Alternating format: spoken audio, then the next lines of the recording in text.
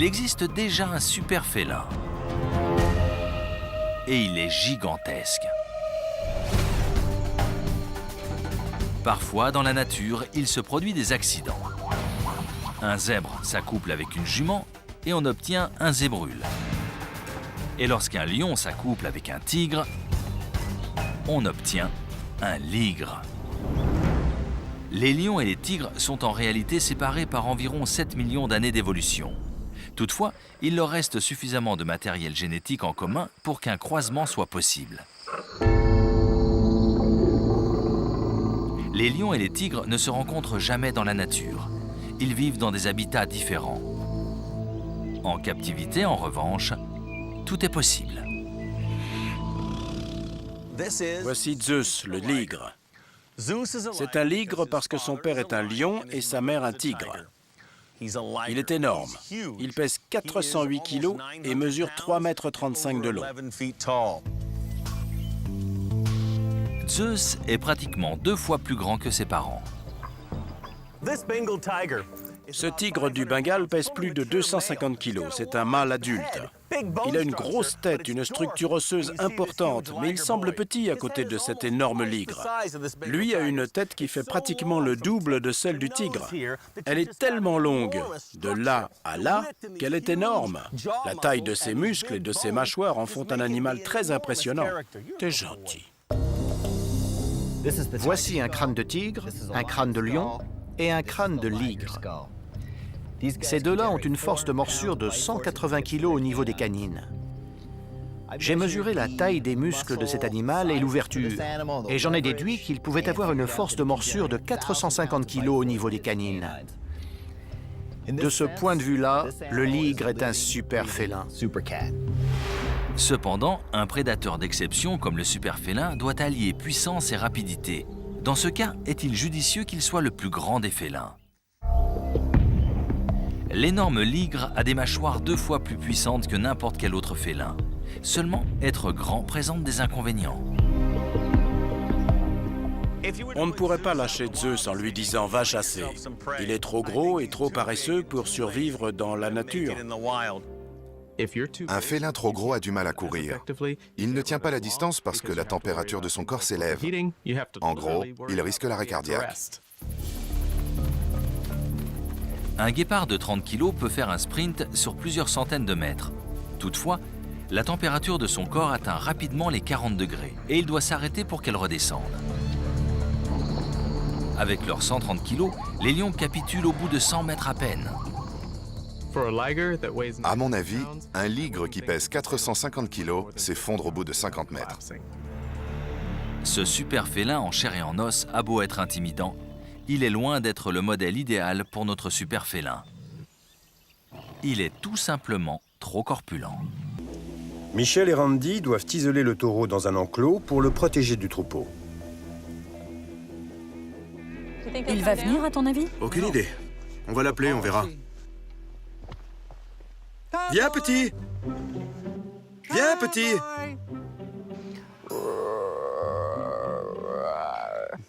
Tu as un problème? Non, c'était pas un héros. J'appelle le bœuf. Viens, petit!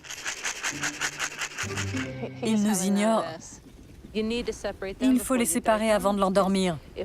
Parce que si un animal s'affale, tous ses camarades en profiteront. Il est à terre, à l'attaque. On va rentrer avec la voiture, essayer de le rapatrier par ici et fermer le portail. Ça me va. Michel et Randy espèrent qu'en allant le provoquer sur son terrain, le bœuf musqué les poursuivra jusque dans l'enclos. Prête? Fonce, Alphonse.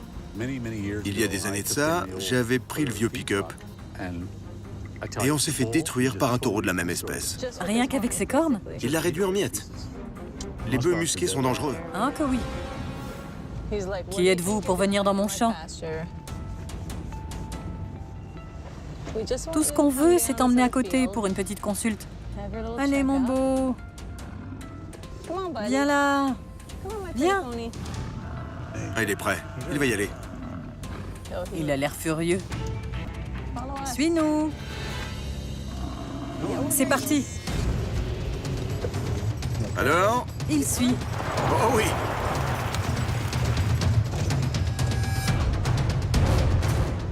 Il est juste là. Il arrive, il approche. Tu y étais presque. L'animal s'arrête juste avant le portail. Non. Quel grognon. J'adore les vieux grognons, ils sont super. Ils ne se laissent pas faire. Les bœufs musqués, c'est pareil. Gros malin. Ferme pas le portail. Quel casse-pied. Allez, nous complique pas la tâche. Suis-nous. Il est sur nos talons. Ouais. Parfait. Et enfin, il passe. Bravo, un as du volant. Alabama. La Black Warrior River attire les pêcheurs de toute la région qui viennent profiter de ses eaux poissonneuses. Quand Jason Frost s'y installe pour une journée de pêche avec un ami, il espère donc remonter une belle prise. Vous ne devinerez jamais ce qui est en train de nager vers le bateau. Un chaton. Au loin, un petit chat semble avoir repéré le bateau. On a entendu un plouf derrière nous, on s'est retourné et on a vu quelque chose qui nageait dans l'eau. On ne savait pas ce que c'était, alors on a commencé à avancer dans cette direction et en approchant, on a entendu des miaulements. Je n'en croyais pas mes yeux. Il y a une première pour tout. Il n'y a aucune habitation aux alentours. D'où peut bien venir le petit animal en détresse? Il a sans doute été abandonné non loin. En tout cas, une chose est sûre. Il est prêt à risquer sa vie pour demander de l'aide. Je ne me suis jamais senti aussi démuni. Il était facilement à 100 mètres de nous et j'avais vraiment peur qu'il se noie. Même moi, je n'aurais pas aimé être à sa place. Le chaton avance centimètre par centimètre. Il a peut-être eu peur de quelque chose sur la berge, mais ce qu'il ignore, c'est que cette rivière abrite un danger bien plus terrible, des alligators. J'y crois pas. J'ai jamais vu ça. Le courageux chaton nage aussi vite que ses petites pattes le lui permettent. Mais sera-t-il assez rapide? C'est extrêmement inhabituel de voir des chats nager. Leurs ancêtres étaient des prédateurs terrestres qui n'avaient pas besoin d'aller dans l'eau. Viens là. Heureusement, l'animal rejoint le bateau sain et sauf. Mais l'opération de sauvetage n'est pas terminée. Un second chaton s'approche du bateau. Sous les yeux de son compagnon de baignade, il est à son tour tiré hors de l'eau. Des jumeaux. C'est dingue. C'est une prise incroyable que notre pêcheur a bien l'intention de garder. On dit que les chats ont 9 vies. Alors que les kayakistes pagaient tranquillement, un petit groupe de baleines approche à leur insu. Impossible d'éviter ces mastodontes capables de nager à 26 km à l'heure. 26 km à l'heure, c'est la vitesse maximum d'une baleine à bosse. Ça ne paraît pas fulgurant, les orques vont 2 fois plus vite. Mais pour un kayak, c'est très rapide. La plupart des gens se feront battre à tous les coups. Elle est énorme celle-là. Il y en avait beaucoup. Je n'avais jamais vu autant de baleines. Regarde là. C'est exactement ce que cherchaient les touristes. Eh ben. Un autre groupe filme la scène. Soudain, une baleine fait surface devant les spectateurs ébahis par cette vue en gros plan de l'énorme animal. C'est alors qu'une autre baleine remonte des profondeurs comme un boulet de canon. Elle jaillit juste à côté des 2 kayakistes terrifiés du groupe de Sean. On ne l'a pas vue arriver. Elle n'était pas à la surface, elle nageait très profondément et elle a surgi sans prévenir. C'était instantané, comme la foudre. Après quoi, elle s'écrase dans un colossal plat de 36 tonnes. Oh non! Je ne vois que des éclaboussures et pas de kayak. Ça a été un moment effrayant. Je l'ai filmé. Où est le kayak? Où est le kayak? Elle l'a renversé. De là où j'étais, on ne voyait pas qu'elle n'avait pas atterri directement sur eux. Il fallait que j'aille voir. Le type va bien. Par miracle, les deux touristes réapparaissent, agrippés à leur kayak retourné, sonnés mais vivants après le passage de la formidable créature. Ils ont eu la chance de sortir indemnes de ce dangereux incident. Mais ni eux, ni Sean, leur guide, n'oublieront de sitôt cette vue imprenable sur le ventre de la baleine. Quand on croise un serpent venimeux, il vaut mieux garder ses distances. Mais que se passe-t-il quand le reptile est un zombie? Santa Cruz, Californie. On y trouve cougar, veuve noire et crotale. Ceux qui vivent là savent qu'ils peuvent se trouver nez à nez avec l'un de ces dangereux prédateurs. Mais dans leur garage, et quand votre famille est en danger, il n'y a pas de temps à perdre.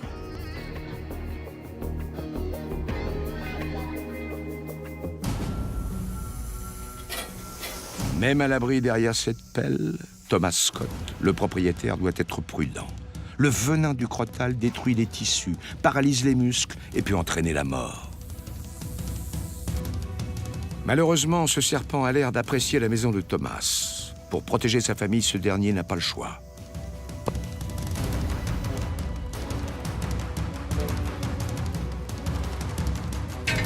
Mais cette histoire ne fait que commencer. Une fois détachée de son corps, la tête du crotal continue à scruter les alentours, prête à attaquer.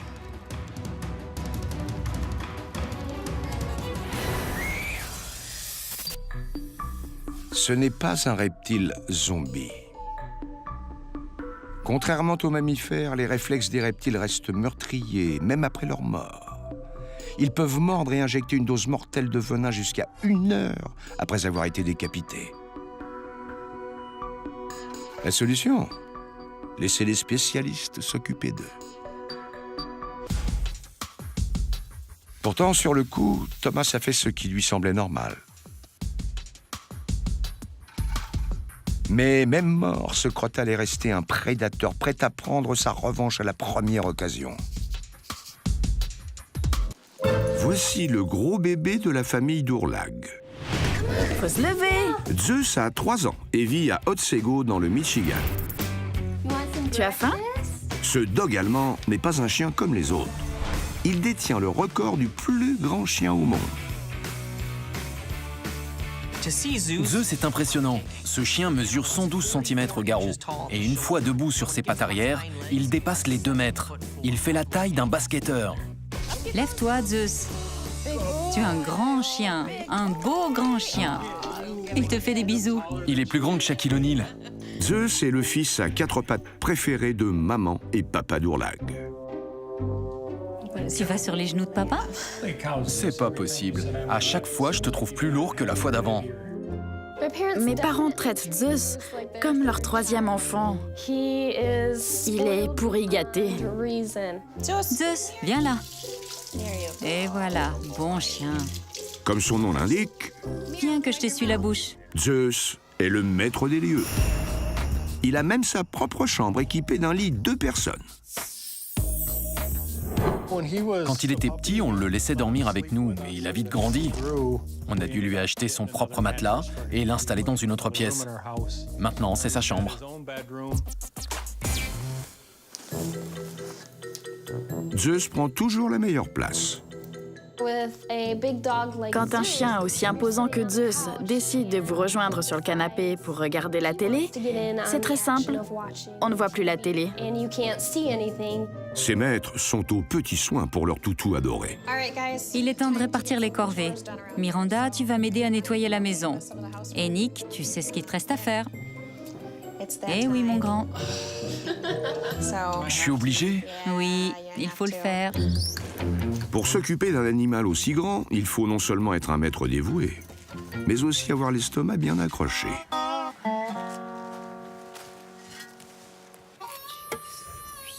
Il y en a des tonnes. Si vous voulez du compost bio, vous aurez de quoi faire. On dirait qu'il y a 3 kilos de crottes pour chaque kilo de nourriture qu'il consomme. Quand on y regarde de plus près, on se rend compte qu'il existe une certaine rivalité dans cette fratrie. C'est vrai que parfois, nos parents sont moins sévères avec Zeus qu'avec mon frère et moi. Tu es un bon chien. Quand mon père ne finit pas ses frites à midi, il les donne à Zeus. Alors je lui dis « Et moi alors, j'aime aussi les frites ?» Il me répond « Va t'en acheter. » Mais oui, ce gentil chien-chien est bel et bien le petit chéri de ses parents. Elle est drôle, celle-ci. Tu te souviens de quand il était petit? Regarde. Ça me paraît si loin maintenant. J'aime bien celle-là. On voit bien ses pattes. De vraies échasses. À la naissance, les dogs allemands pèsent entre 450 et 900 grammes. En seulement 1 an, ils prennent environ 45 kilos et mesurent jusqu'à 1 mètre au garrot. Les dogs allemands se développent très vite. En l'espace d'1 an, ils grandissent autant qu'un enfant en 14. Je n'arrive pas à croire qu'il était si petit. Regarde sa petite bouille. Quand on l'a adopté, on était loin d'imaginer qu'il grandirait autant. Allez, mon beau, viens t'asseoir avec nous. Le moins qu'on puisse dire, c'est qu'il prend une grande place dans notre quotidien. Tu es super lourd. Il faut s'accommoder de l'espace qu'il nous laisse. Impossible de le forcer à se pousser ou à se décaler. Lève-toi, allez, fais un effort. Si Zeus ne veut pas bouger, il bougera pas. À l'heure du repas, ce chien titanesque mange 3 fois plus qu'un chien moyen. Ça, c'est ce que Zeus mange chaque jour. On lui sert 12 rations de croquettes, 2 boîtes de pâté et 2 ou 3 portions d'un bon repas maison.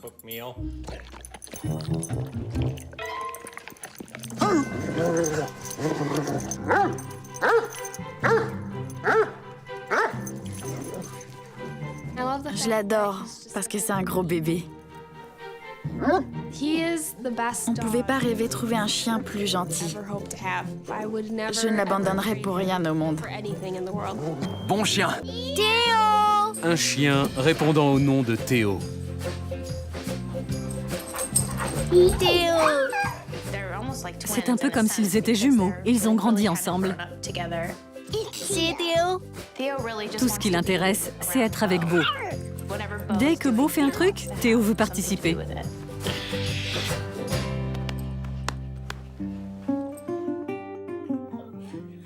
Tout a commencé le jour où la famille Shaiba est allée dans un refuge pour animaux abandonnés.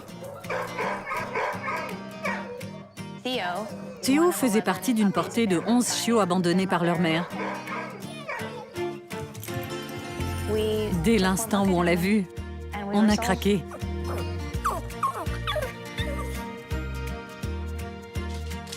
Théo avait désormais une famille. J'ai toujours voulu avoir un chien pour les enfants. J'ai grandi avec des chiens. Je sais combien cette relation est importante.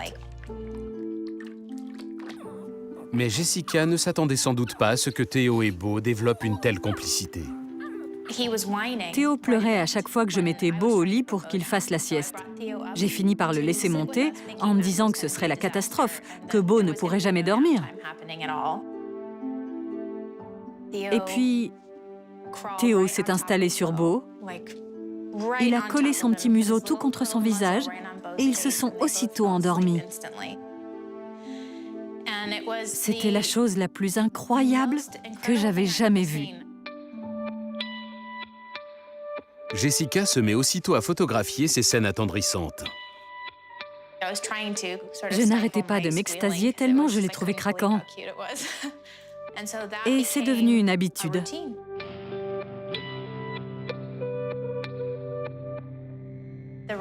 Leur relation parle d'elle-même. Ils n'ont pas besoin de mots pour se dire combien ils s'aiment. Jessica publie ses photos sur son blog où elle parle de son quotidien et de ses joies d'être maman. C'est devenu un espace où je pouvais laisser libre cours à ma créativité, avec la photo comme principal médium.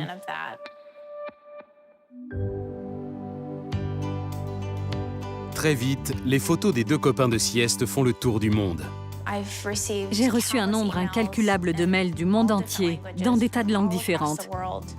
Les gens me remerciaient de partager ces moments avec eux. Si cette histoire a eu un tel retentissement, c'est parce que Théo venait de la SPA, je pense. Ce qui a touché les gens dans ces photos, c'est qu'ils y ont vu un chiot qui avait souffert d'un abandon. Les chiens sont des êtres sociaux. Ils dorment souvent ensemble, comme le font Beau et Théo. Théo voit en Beau un ami affectueux, rassurant, avec qui il se sent bien. C'est pour ça qu'ils sont aussi proches. De kilomètres au nord, sur les plages californiennes et mexicaines, des dizaines de milliers d'éléphants de mer du Nord viennent se reproduire. Les mâles passent des semaines à se battre en attendant l'arrivée des femelles. Ici, leur plus grand ennemi n'est pas l'un des leurs. Ces horribles blessures sont l'œuvre d'un autre mercenaire. Un cauchemar qui les épie à quelques mètres de la plage.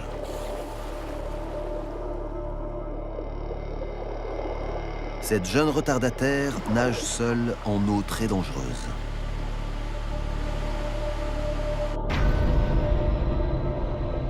Un énorme et sinistre prédateur se dirige aussi vers le site de reproduction des éléphants de mer. Un grand requin blanc. Seuls les adultes osent s'attaquer aux éléphants de mer. Cette femelle requin a 12 ans. Elle mesure 4,50 m et pèse presque 900 kg. La femelle est jeune et naïve et ne se doute pas un seul instant qu'elle est suivie.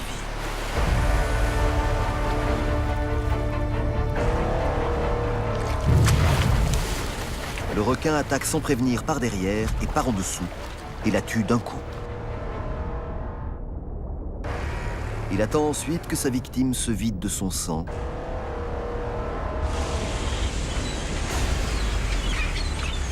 Puis revient réclamer son dû.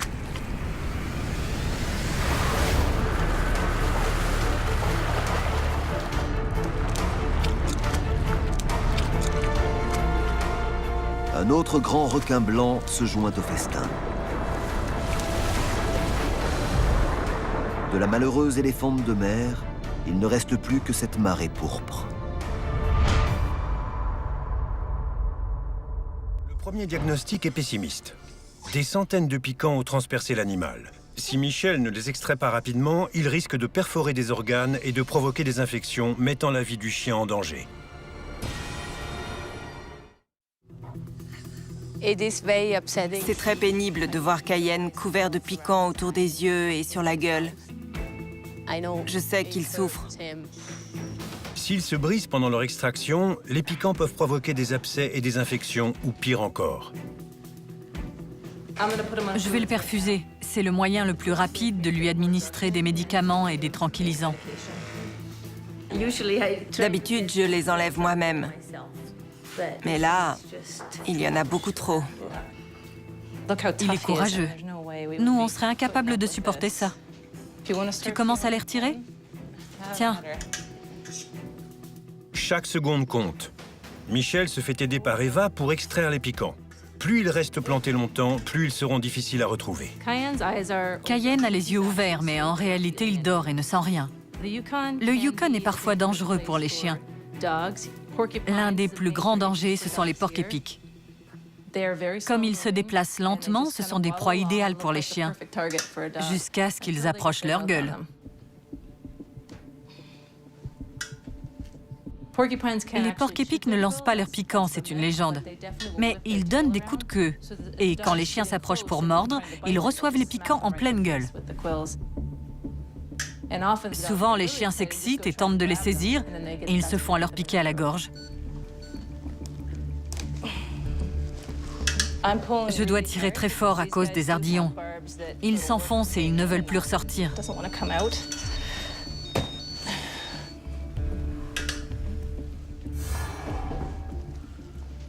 Il y en a tellement. Il faut enlever ceux qui sont près des dents, car en se déplaçant, ils risquent de faire tomber ses dents. J'adore les porcs-épics, ils sont très mignons, mais je les déteste en même temps. Oui. Mais on n'y peut rien, c'est leur manière de se défendre. Je vais l'ausculter. Le cœur de Cayenne bat trop vite, ce qui indique peut-être qu'il souffre. Les piquants peuvent atteindre des organes comme le cœur ou les intestins.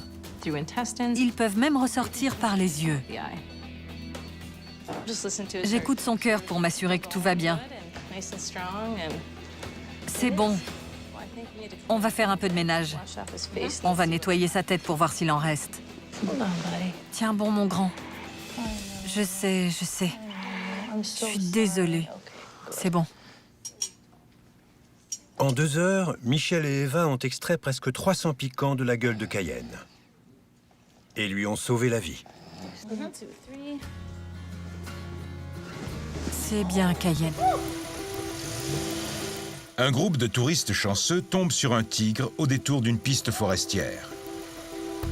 Le félin ignore les jeeps. Il est concentré sur toute autre chose.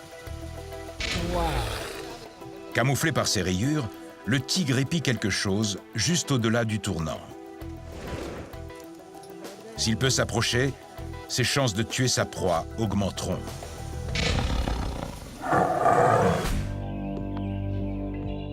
Les tigres n'ont pas l'endurance nécessaire pour poursuivre leur proie longtemps. Ils comptent sur l'effet de surprise. Ils possèdent les dents les plus longues de tous les félins. Leurs canines mesurent jusqu'à 9 cm. Ils saisissent leur proie à la tête et au cou pour lui sectionner la colonne ou lui écraser la gorge. Ça bouge dans les broussailles. Les touristes entendent un cri perçant dans les fourrés. Le tigre a pris quelque chose et c'est gros.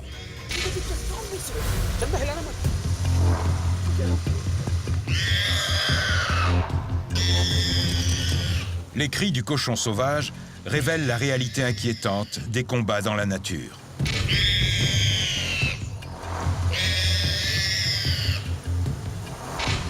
Le tigre maintient solidement son étau. Il semble étouffer le sanglier sans effort.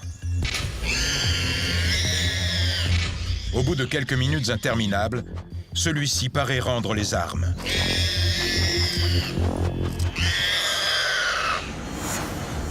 Mais soudain,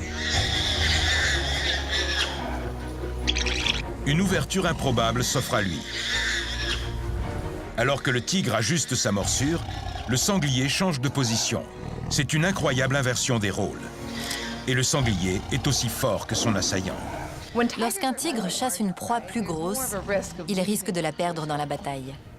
Le cochon sauvage n'est pas une proie facile. Il se battra le plus longtemps possible.